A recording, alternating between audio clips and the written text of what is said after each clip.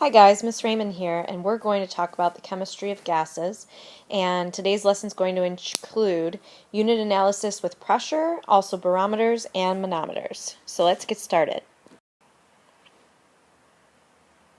In talking about the unit analysis with the different pressure conversion factors, we have many different kinds of conversion factors that we can use. The first one, of course, is PSI. And PSI you might already be familiar with. PSI is what they have on our tires, our bike tires, our car tires. And what that stands for is P is pounds and SI is square inch, so pounds per square inch.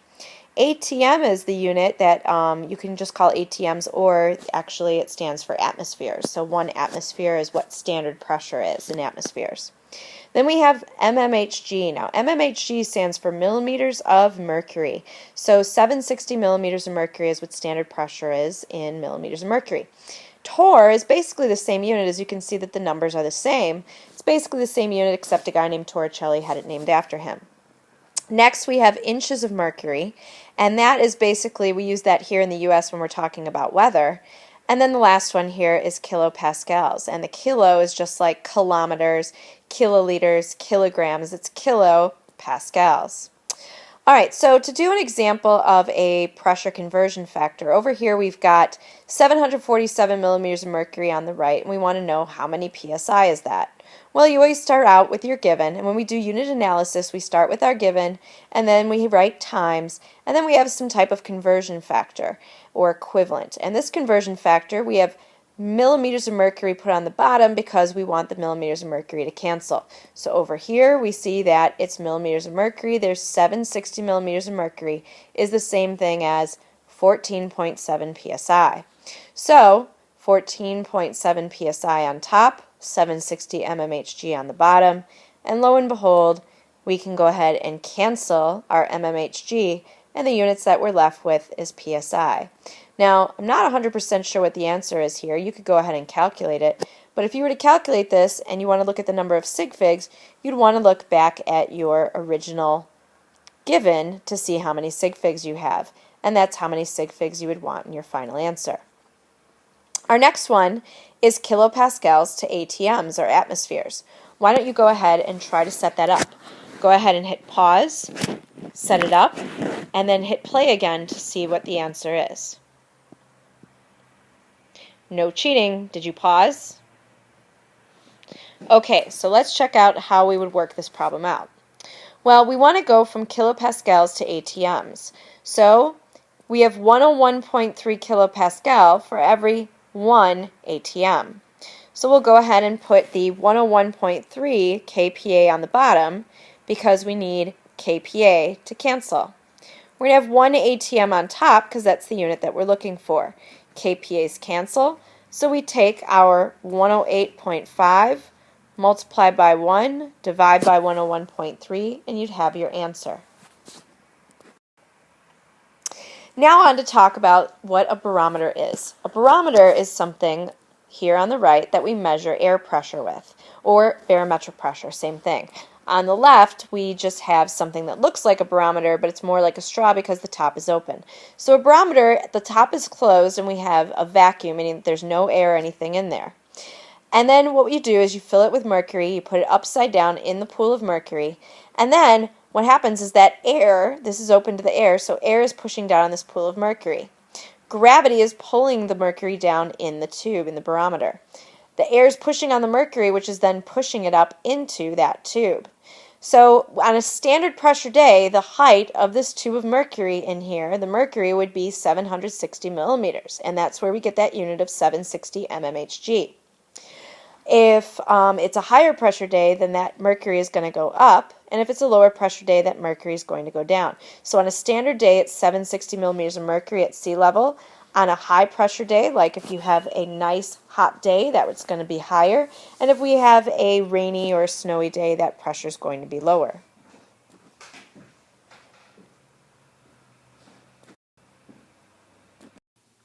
Now let's talk about manometers. Manometers are a tool that we can use to measure gas pressure.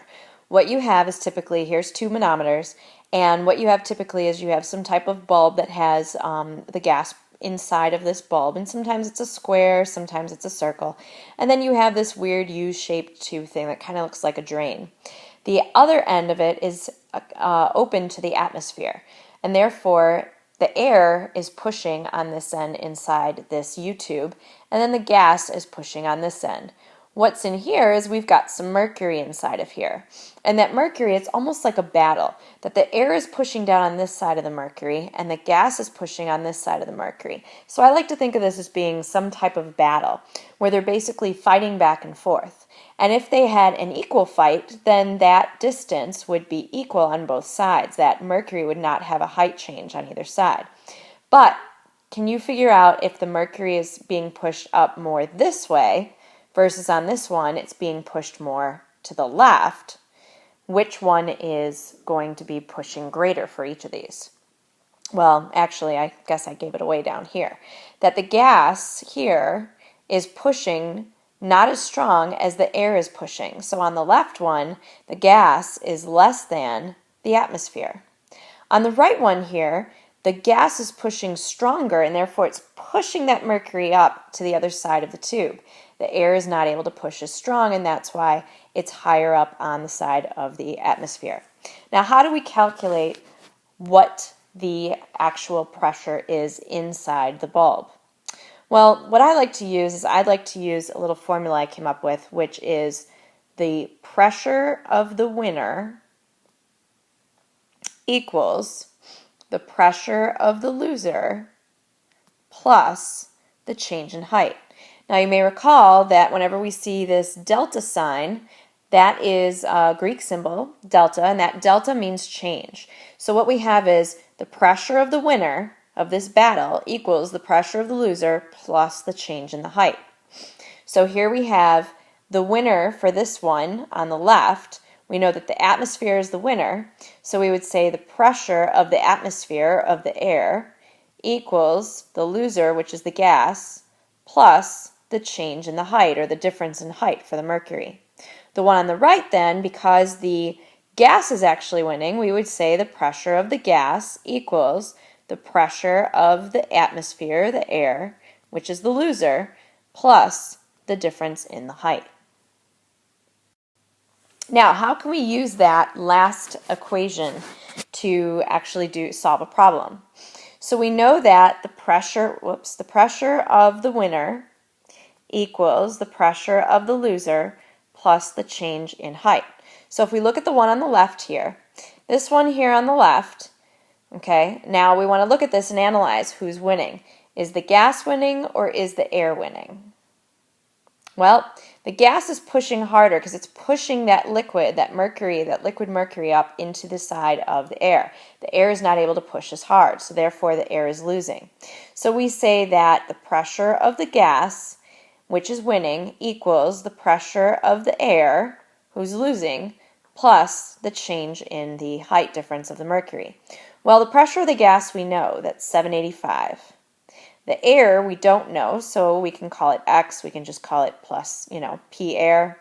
And then the change in the height difference is 33. So to solve for P air, or air pressure, we would just simply rearrange our algebraic equation here, and that would be what, 752? And the units are mmHg, millimeters of mercury. Now we could in turn go ahead and convert this to atmospheres or torr or psi or kPa, but if it's just asking what's the pressure, we could leave it in the exact same units we started with. Now the one on the right, over here we can see that the air is pushing stronger than the gas is pushing because it's pushing that liquid up into the other side of this tube. So since it's pushing stronger, then we could say that the air is the winner. So the air, I'm just going to put A, air is the winner and the gas is the loser, plus delta H. Well, the air we don't know, so we could call that P air or X, whatever we want. The gas we know, it says, is 785, plus the change in the height is 33. So when we go ahead and we add this, now I'm doing this quickly in my head, so I could make a mistake, but This is 818 mmHg. And then you want to think about your answers. Do they make sense? We said here that the air is pushing harder than the gas. Therefore, the air should be higher than the gas. Is it? Definitely. Here we said that the gas is pushing harder than the air. So we check our math. Is the air less than the gas? Yes, exactly how it should be. So always check your answers when you're done. For our last one here, I'd like you guys to go ahead and try this one on your own.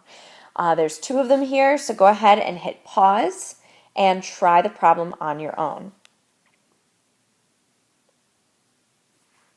Now, if you're getting stuck, I'm going to go ahead and start it, and then you can pause it as you are understanding it a little bit more. So for this one here, we have the gas pushing on this side, and the air, the atmosphere, is pushing on this side. Therefore, who's winning? If you said that the air is winning, then you're right. Now remember, it is the winner, so in this case air, equals the loser, which is the gas, plus the change in height. So in this case, the air we know, 765. The gas we don't know, we can call it x, or we could just call it p sub g, and the change in height is 30. Solve for our gas, and our gas is 735 millimeters of mercury. And does the answer make sense? The answer makes sense because we said before that the gas is pushing less than the air. Therefore, the gas pressure is less than the air pressure. Now, go ahead and pause and do the one on the right. All right. If you're stuck, I'm going to go ahead and start you out, but go ahead and pause it to try to finish it off. On this one, we have the gas here on the right is winning this battle, and the air is losing the battle. So the gas is pushing harder than the air is pushing. So in this case, since the gas is winning, we say that the pressure of the gas is the winner equals the pressure of the loser. Whoops, sorry, let me just erase that really quick. So it's the pressure of the loser plus the change in the height. So the gas we don't know, the air we know is 765, and the height is 30. So we go ahead and we add those up, and the gas is 795 mmHg. Does it make sense? Well, we said earlier that the gas is pushing harder than the air, and so therefore the gas should be greater than the air, and sure enough it is. So we're correct. Now, if you're still having trouble with these, see your teacher before, after school, or during study hall or lunch when you get a chance. Thanks. Bye.